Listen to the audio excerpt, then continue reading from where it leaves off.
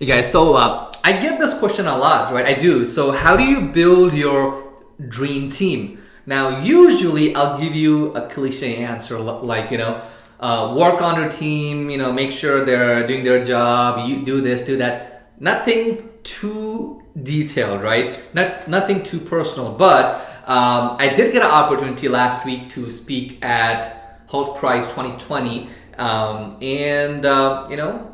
I did answer those questions, and I wanted to share that with you guys today as well. So how do you go about building your dream team, and how did I do it, right? I'm gonna share that to you in this video. Before I do that, I did wanted to go ahead and thank a couple of people.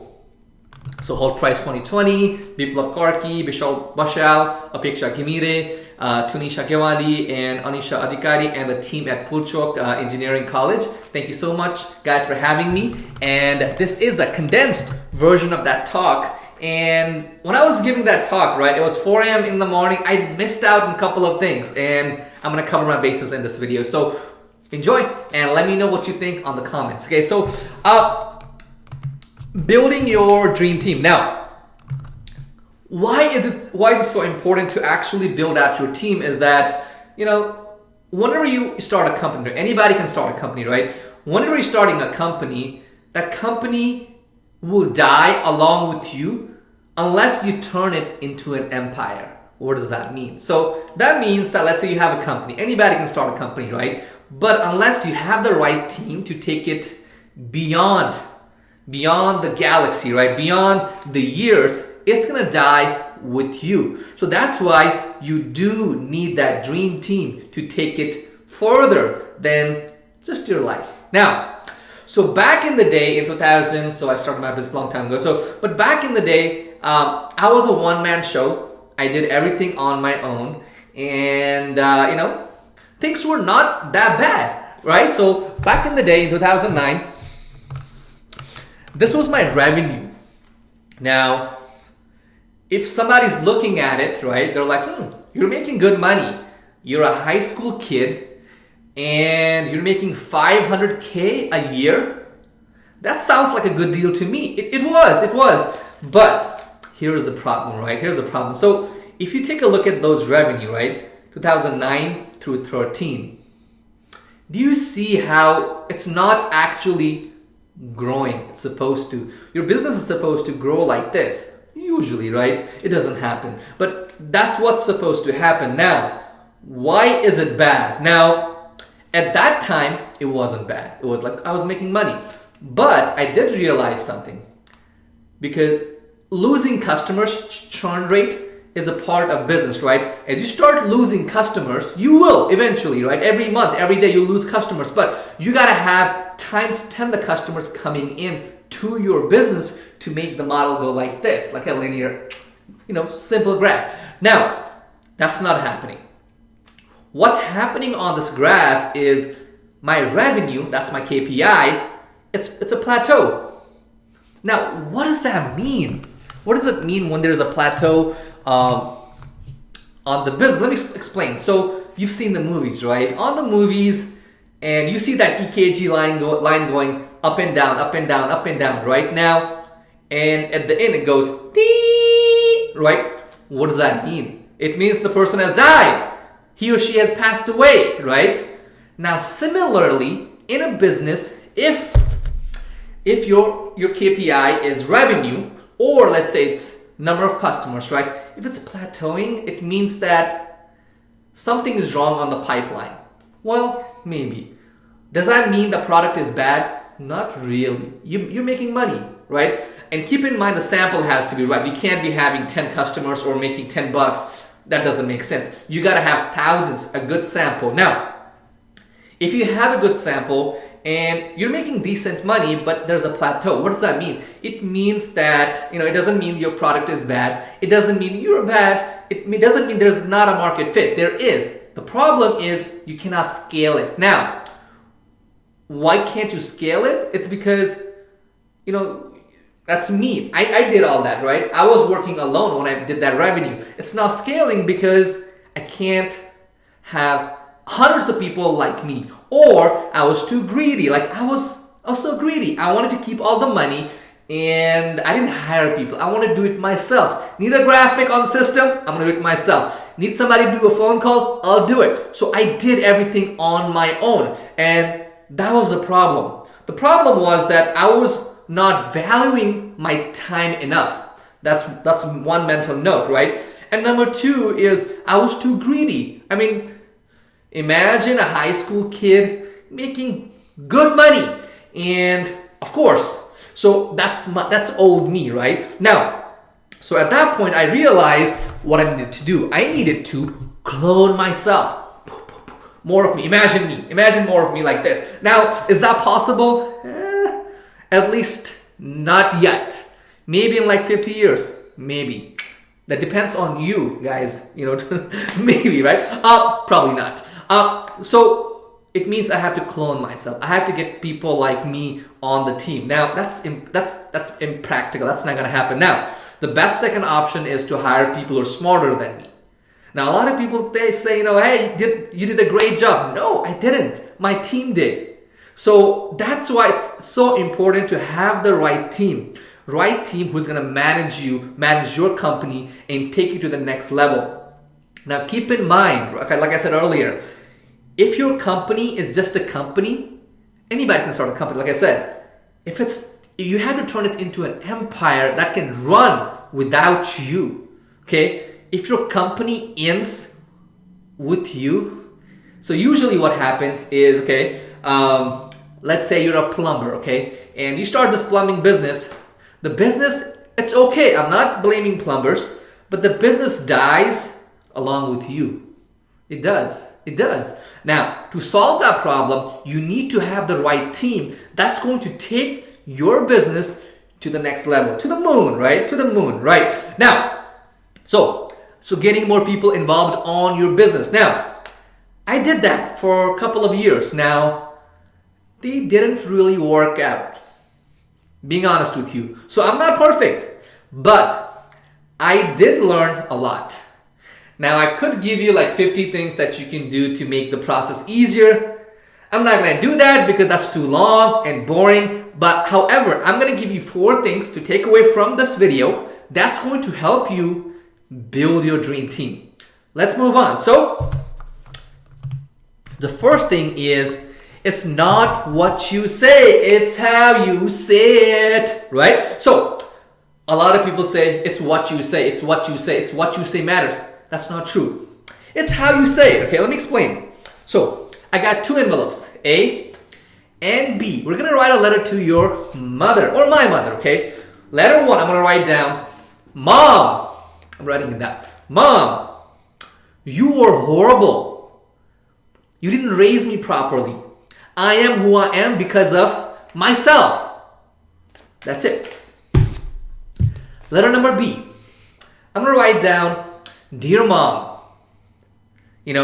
I know it's been hard for you. I know we've had our differences. I know you've had the trouble to raise me. And I know all the trouble that I gave you. But who I am today is only because of how you raised me. Now, your son. Okay, now, if you want to drop it down to the granular level, I said the same thing.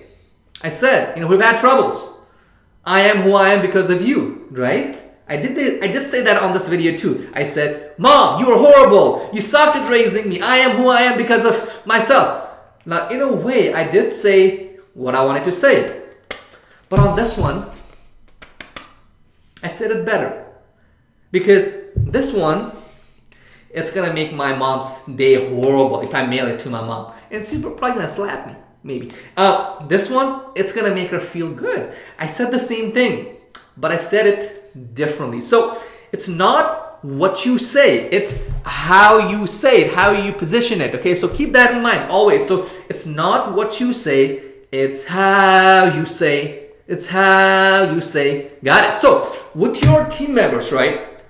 With your team members, make sure to communicate on the how. Instead of saying, hey, you did a bad job, say, it's good, but may I suggest that we do this? Does that make sense? Let me show you. So these are a few things that you can use, okay? So right here. So, for example, What's going on? Instead of saying, what's going on? Say, hey, Billy, help me understand what's going on with this. Can you explain? Or say, may I suggest? Or I invite you to do this. I will invite you. So it's how you say that actually matters. Keep that in mind, okay? And let's move on to number 2. So number 2 is no competition. Now, what does that mean? So whenever you join a new company, usually, right, they always tell you, you got to get 10 sales, you got to get 100 sales or you're out.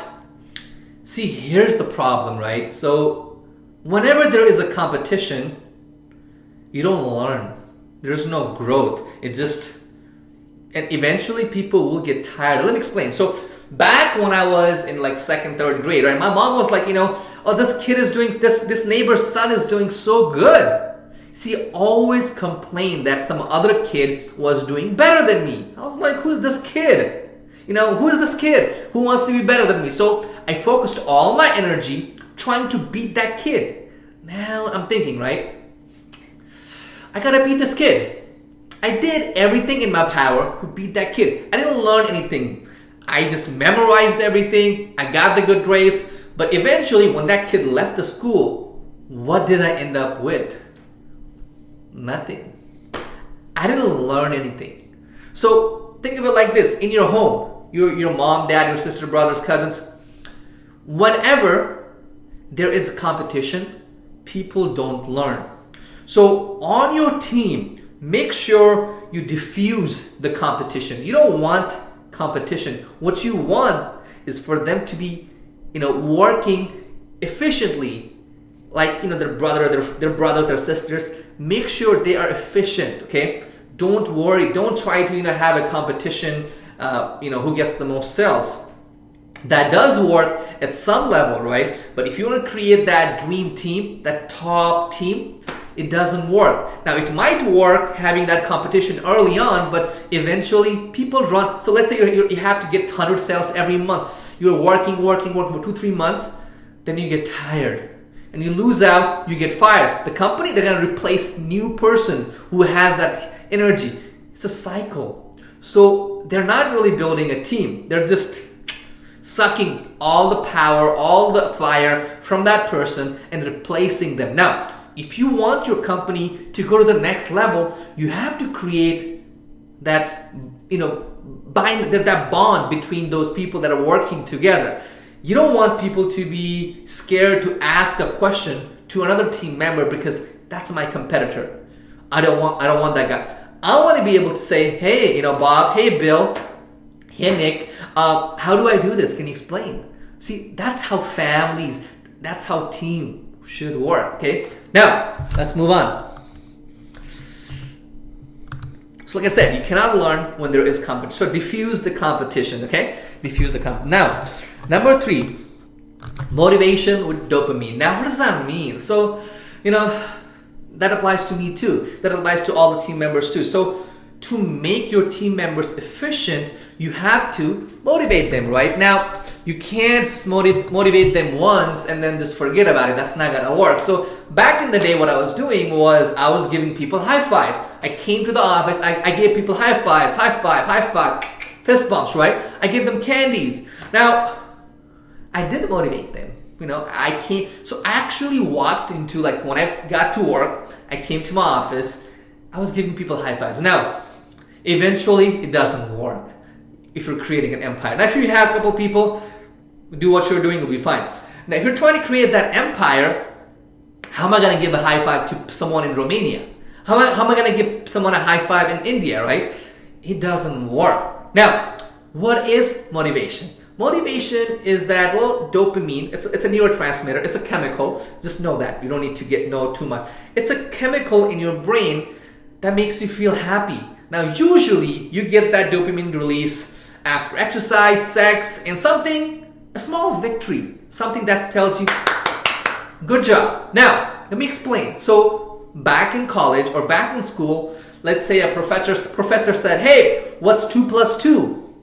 And you said, 4, right?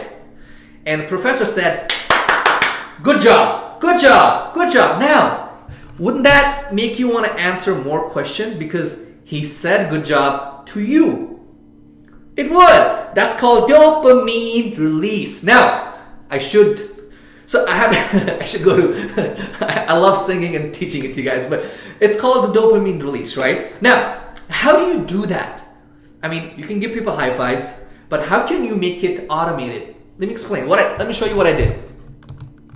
Because it's small victories, right? And whenever there is a dopamine release, it makes people want to repeat that behavior. In our case, being efficient, being motivated. On that boring project, we're creating a little screen.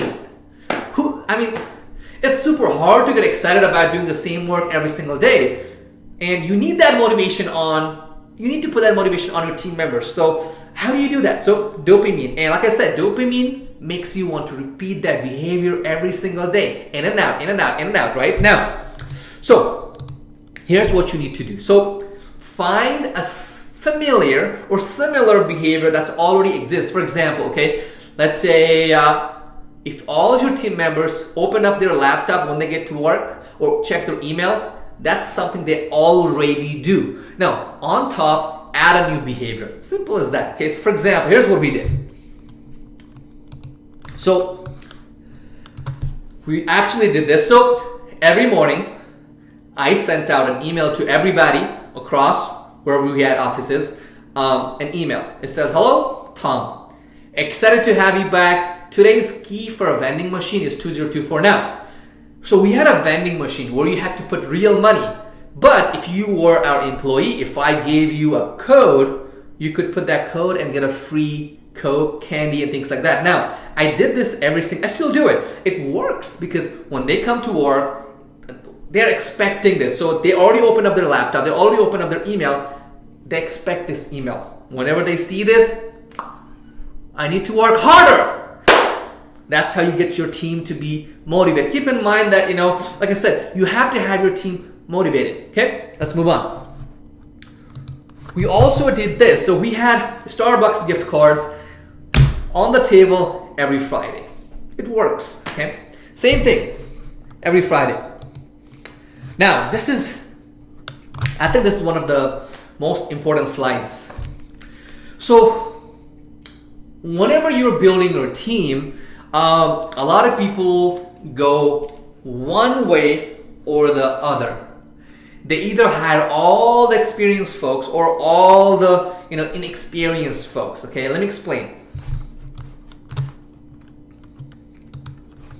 So we got two people here. Okay, these are actually our associates. So Nick, on the left, has a degree, computer science degree, great guy. Okay, and before he worked for us, he was working at a corporate, and he has a 5-year experience, but he hasn't done personal projects. Like, he hasn't built anything for himself. Okay, that's him, Nikesh. Now, on the right, we have Aline.